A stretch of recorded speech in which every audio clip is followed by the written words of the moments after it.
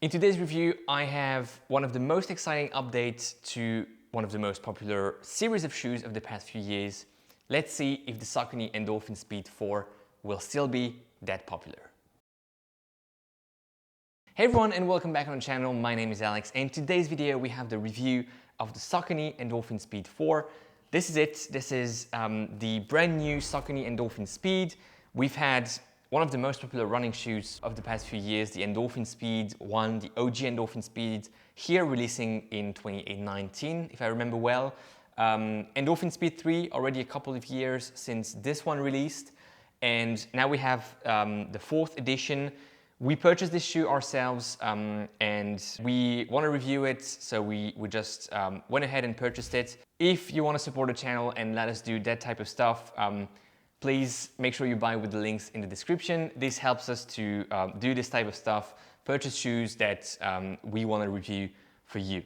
Let's start with the upper, and I'm very pleased with this upper. It's super comfortable. It's actually probably one of the most comfortable uppers on the Saucony Endorphin line to date.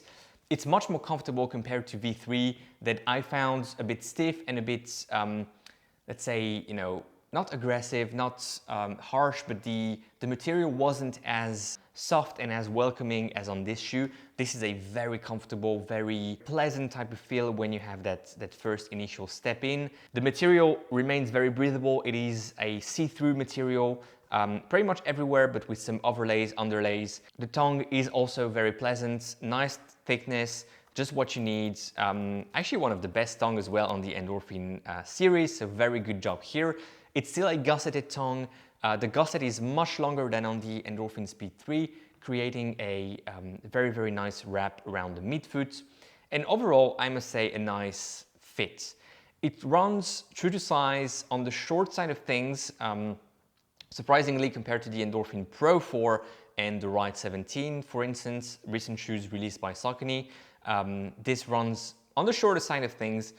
The slight drawback that I would have with this upper is the heel cup. A major flaw on some other Saucony shoes released recently, like the Endorphin Pro 4. If you want to see that review, it's going to be right here, upper right hand corner. The heel cup isn't ideal, but I don't have that much of an issue with it compared to other Saucony shoes. It could be better. It could be a bit more plush and padded around the heel collar, providing with a better lockdown. But yeah, it's not ideal, and that's the only drawback I have with the upper. Otherwise, very solid. I also like the addition of those orange, pink eyelets here instead of the traditional eyelet chain that we had on the Endorphin Speed 3. Nice. Lockdown is good, like I said, nothing to complain about. Looking at the midsole, we still have that 36 millimeters of stack height in the heel, 28 in the forefoot for that 8 millimeters drop. The shoe weighs 261 grams in my size US 11, so this is 10 extra grams compared to the 251 grams of my US 11 Endorphin Speed 3. Not a big deal, not a deal breaker. 10 extra grams isn't a big difference, but it is slightly heavier. You still have that PwrrunPB midsole, that nylon plate, that very flexible type of midsole. Even more flexible than on the Endorphin Speed 3, I would say. And you can definitely feel it, but I will come back to it in a second. Let's just check also the flex on the original Endorphin Speed. It's definitely, I mean, the Endorphin Speed 4 is definitely the most flexible out of the 3 shoes I have here. What else? Well, nylon plate, like I said, and then rubber coverage on the outsole. It's actually not as bad as I thought it would be. The Ride 17, which I also tested and reviewed, doesn't have a good traction at all, like many Saucony shoes. This actually is not too bad. It has more rubber coverage and a different pattern compared to the Endorphin Speed 3. It also doesn't have that outsole coverage here in the midfoot, which again allows for a bit more flex because you don't have that stiffening component here. So you have a bit more flex, not only in the forefoot, but also here in the midfoot. Last but not least, looking at the midsole and the geometry before going into the ride, my recommendations. The width of the platform has also increased in the midfoot, about half a centimeter, which is significant. So you do have that extra, I wouldn't say it's stability because the width is very similar in the heel and in the forefoot, but you have that extra comfort in the upper coming from that a bit more stable a bit wider platform here in the midfoot, which I think is a very good thing and will be very appreciated by many runners out there. The ride of the shoe, it's definitely still a Saucony Endorphin Speed. It has that ethos that the other Endorphin Speeds always had. The first one, the craziest, with that very, wild type of ride, remains a bit separate, and then 2, 3, 4, I think are a bit more in that same family. The main difference I have noticed against the Saucony Endorphin Speed 3 is a slightly softer heel on the Speed 4. If you're a heel striker, this will provide with even a bit more cushion here in the heel, maybe a bit less as a comparison in the forefoot, but still that very, very cushioned, bouncy and energetic type of ride. You do have a very nice transition as well from heel to toe, thanks to that PEBA component here in the midsole, PwrrunPB, and that geometry that is still quite rockered, as you can see. Funny enough, it doesn't say, like on the Endorphin Speed 3 speed roll technology, this doesn't say anything. Maybe it has it, maybe it doesn't, I'm not sure.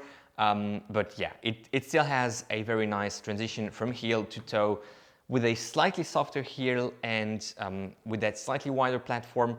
I would also argue that you have a better, more aligned type of foot strike in this shoe compared to the previous iterations. It's still a Saucony Endorphin Speed, meaning that this is not necessarily my type of shoe. I would love to have something slightly firmer, or at least slightly, let's say, more contained in terms of how it goes and how it works. This for me goes a bit in all directions and it's a bit too plush, if I'm being honest. It's not as bad as I remembered from the other Saucony Endorphin Speeds. It's a shoe that I actually quite like taking when I want to have something quite plush, quite on the softer side of things, but still being able to bring a bit of speed. And this one I think is probably the one that works best for me, which may also mean that it's not going to be that close to the memories you have of the Saucony Endorphin Speed compared to the previous versions. Why does it work better for me? I believe this is mostly because I am not using that softer heel. I'm mostly a midfoot, forefoot striker, therefore using a bit more of that slightly denser midfoot and forefoot compared to the previous versions.